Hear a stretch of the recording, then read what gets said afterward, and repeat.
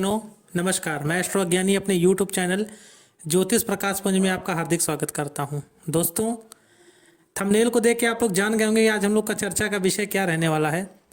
कई लोगों के जन्मांक पत्रांक मैंने देखे हैं, जिसमें सबसे ज़्यादा विघ्न जो शादी में आती है वो शनि के कारण आती है। हमारे सौरमंडल में 9 ग्रहों में शनि को पावर प्राप्त है, जो कि वैवाहिक जीवन में थोड़ी सी दिक्कत करने लगता है। क्यों? क्योंकि शनि एक्सपीरियंस है, शनि बूढ़ा ग्रह है।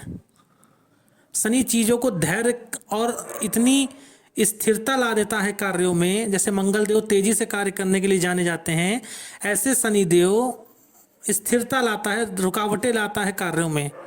और वो विलंब कभी कभी मैरिड लाइफ पे बहुत ज़्यादा दिक्कत बन जाती है। आज मैं आपको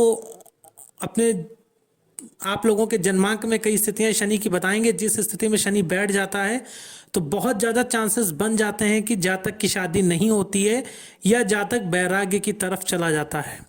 अपने अपने जन्मांक को उठाइए और देखिए क्या ऐसी स्थिति आपके साथ हुई थी, और यदि ऐसी स्थिति आपके जन्मांक में है तो नीचे दिए गए नंबरों पर आप संपर्क करिए या किसी विशेषज्ञ ज्योतिष से मिलकर उसके निवारण और उपाय अवश्य करिएगा, अन्यथा फिर बहुत ज़्यादा दिक्कत हो जाएगी। तो दोस्तों, बात करते हैं, यदि जन्मांक में शनि आपके लग्न, जहाँ पे लग्न लिखा है आपके जन्मांक में, ये प्रथम भाव कुंडली का वो लग्न होता है।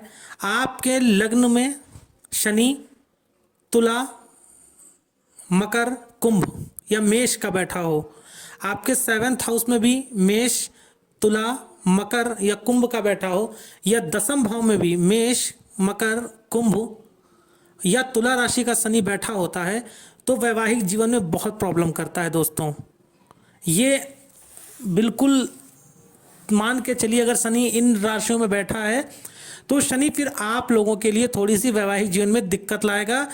30 साल से पहले तो शादी होने ही नहीं देता है, अगर कुंडली में जन्मांक में गुरु की पोजीशन अच्छी नहीं है।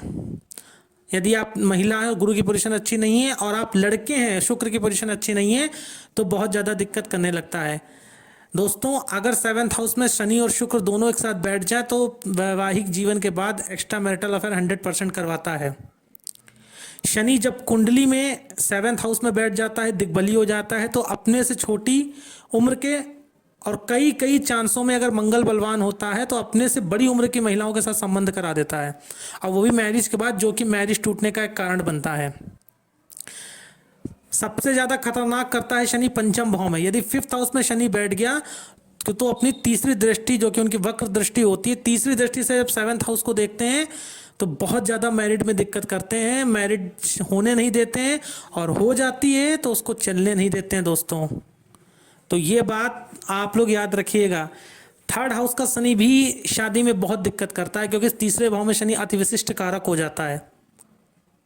तो चलिए, मैं कुछ चीज़ों पर आपका ध्यान केंद्रित करता हूँ, वीडियो को पूरा देखिएगा। दोस्तों, अगर आपके जन्मांक में लग्न में शनि बैठा है तो मैंने ऐसा बहुत लोगों को देखा है कि आदमी बैरागी हो जाता है।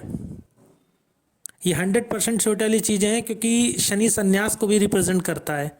अगर लग्न में शनि बैठ जाता है तो जातक का मन शादी से हट जाता है, या उसके लिए रिश्ते आते हैं तो वो झूठ बोलता है घर वालों से। अर्थात उसके लिए जब रिश्ते आते हैं शादी के, तो ऐसा जातक मन मुटाव करके या किसी ने एन केन प्रकार ने किसी भी विधि से वो रिश्तों को पूरा सफल नहीं होने देता। ऐसा जातक शादी नहीं करता है। बहुत से जन्मांकों में मैंने देखा है, अगर कुंभ का शनि हो, मकर का शनि हो, तो बहुत चांसेस ऐसे बनते हैं कि जातक की शादी नहीं होने देता है।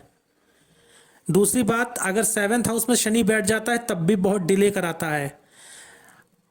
इंटरकास्ट मैरिज करा देता है 7th हाउस में शनि बैठ जाता है तो, या intercaste affair, extra marital affair कराने लगता है, अपने से बड़ी उम्र की महिला के साथ करने लगता है, अफेयर करा देता है, जो कि शादी टूटने का कारण बनता है।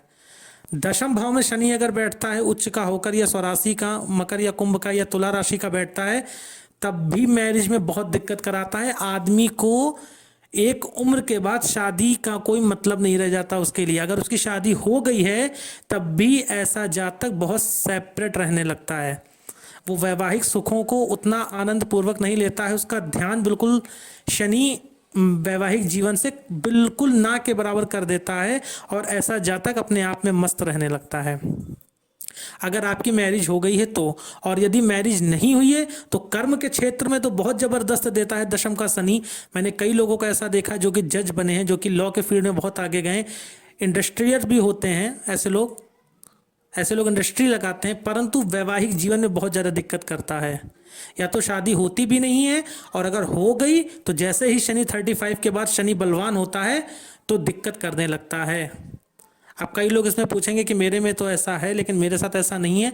तो पूर्ण जन्मांक का अध्ययन करना चाहिए, परंतु यदि आपके 7th हाउस पे, जो कि वैवाहिक जीवन का और पार्टनरशिप का होता है, वहाँ पे शुभ ग्रहों की दृष्टि नहीं है और शनि का प्रभाव ज़्यादा है, तो फिर आपके लिए ये दिक्कत बहुत ज़्यादा हो जाती है। ये बात याद रखिएगा दोस्तों। अगर ऐसी पोजीशन आपके जन्मांक में बनी है कि लग्न में शनि है, पंचम में शनि है, तीसरे में शनि है, 7th में या 10th भाव में शनि बैठा है, तो क्या करना चाहिए आपको? कम से कम 21 मंगलवार सुंदरकांड का पाठ अवश्य करना चाहिए। एक बात समझ लीजिए। दूसरी बात, हर शनिवार शनि चालीसा का पाठ पीपल के नीचे आपको करना ही चाहिए पूरी लाइफ। ये बात याद रखिएगा दोस्तों, अन्यथा शनिदेव जब भी आपकी कुंडली में महादशा में, गोचर में, अंतरदशा में प्रभावी होंगे, आपके लिए मैरिड लाइफ में दिक्कत करेंगे। और अगर शादी नहीं हुई है तो माँ कात्यायनी का प्रयोग जरूर करिएगा, उनकी साधना जरूर किसी विशेषज्ञ से करवाइएगा। आपको विवाह से संबंधित उपाय अवश्य करने चाहिए। ऐसे लोग याद रखिएगा, तीसरे भाव का शनि जो होता है वो इतना इफेक्टिव नहीं होता है, परंतु लग्न, पंचम, सप्तम और दशम का शनि बहुत ज़्यादा इफेक्टिव होता है। और जातक को प्रॉस्पेरिटी तो बहुत देता है ऐसा शनि, लग्न का शनि तो बहुत ज़्यादा फेमस कराता है, परंतु वैवाहिक जीवन में बहुत दिक्कतें लाता है, ये बात याद रखिएगा। तो दोस्तों, यदि इस तरीके की कोई स्थिति आपके जन्मांक में बनी है तो आप दिए गए नंबरों पर संपर्क करिए और एक से एक बेहतर उपाय मैं आपको दूंगा, और माता रानी चाहेगी तो आप लोग वैवाहिक जीवन का आनंद ले पाएंगे। दोस्तों, इस वीडियो को ज़्यादा से ज़्यादा लाइक एंड शेयर करिएगा, चैनल को सब्सक्राइब करिएगा। ये वीडियो मैंने खासकर आप लोगों के लिए बनाया है और ये चीज़ें मेरे अनुभव की हैं, इसलिए मैं बिल्कुल ठोक के बात आप लोगों से करता हूँ। इन चीज़ों को ध्यान रखिएगा, अन्यथा आप लोगों के लिए दिक्कत बहुत ज़्यादा हो जाएगी। अगर आप गार्जियन है, आपके बच्चों के जन्मांक में ऐसा कोई योग है तो किसी विशेषज्ञ से सलाह अवश्य लीजिएगा।